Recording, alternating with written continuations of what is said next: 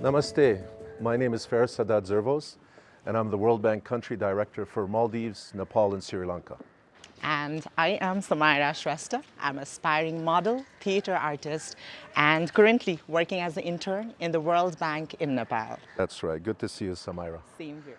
So on the 16 days of activism against gender-based violence, we're here to, explore and think a little bit and reflect on the impacts that violence, discrimination, and all forms of prejudice against LGBTI communities in Nepal, how it affects their daily lives and how, in fact, it affects development in the country. So, Samaira, I'd really like to hear from you on how this prejudice and whatever prevails here in Nepal, how it impacts you as a transgender person living in the country.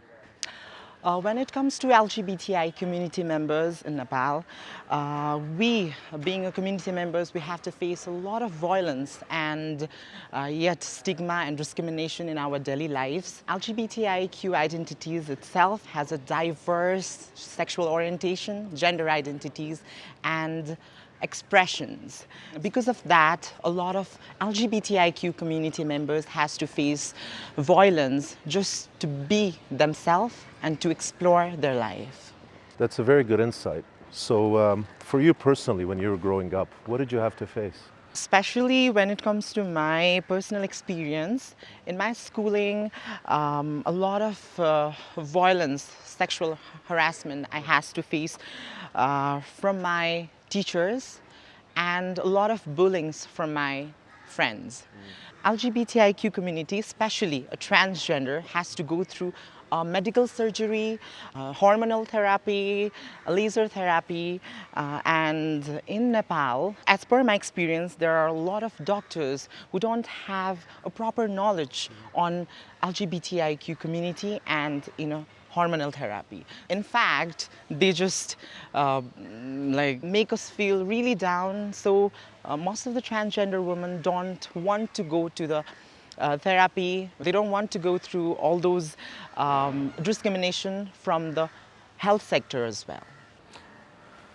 But there's a nice story, a wonderful story in all of this, and I'd love for you to talk about it because you and I chatted about this. I want to know about your dad. All right.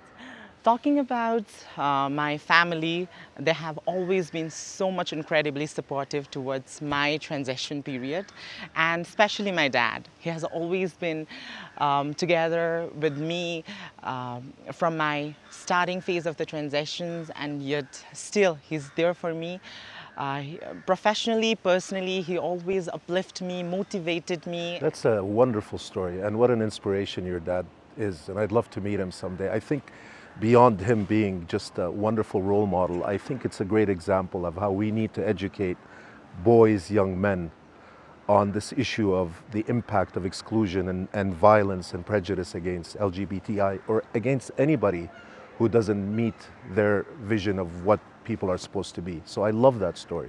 So Samaira, how do you think we can break this vicious cycle of violence and exclusion against LGBTIQ? Firstly, gender-affirmative healthcare service is extremely important. As a women and a girls, the LGBTIQ community survivors of gender-based violence has to have a knowledge about psychological trainings, mental health trainings and all. Secondly, the equal opportunities on education and workspaces where we can feel safe and we can groom ourselves, we can explore ourselves while working. Thirdly, we need accurate data for everything, especially in a policy-making level.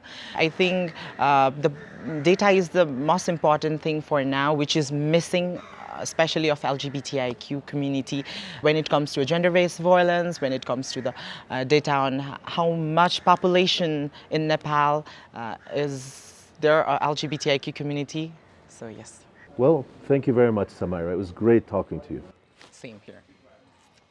Existing global evidence indicates that LGBTI people have lower educational outcomes, higher unemployment rates, as well as inadequate access to health, housing, financial services, and others. As a result, they're likely to be overrepresented in the economic bottom 40. A conducive policy and legal framework backed by data and improved access to services are therefore key to improving human capital of and harnessing the potential of LGBTI people. In Nepal, the World Bank is working with development partners to support the government's green, resilient, and inclusive development or GRID agenda, and inclusion is at the heart of it. We've also identified high priority development areas for SOGI inclusion.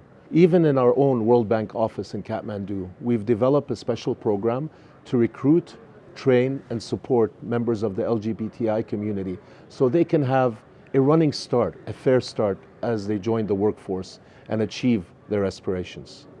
This is an ongoing process, but doing it together, we can get it done. Let's unite to end all forms of gender-based violence and ensure no one is left behind in a growth and a development.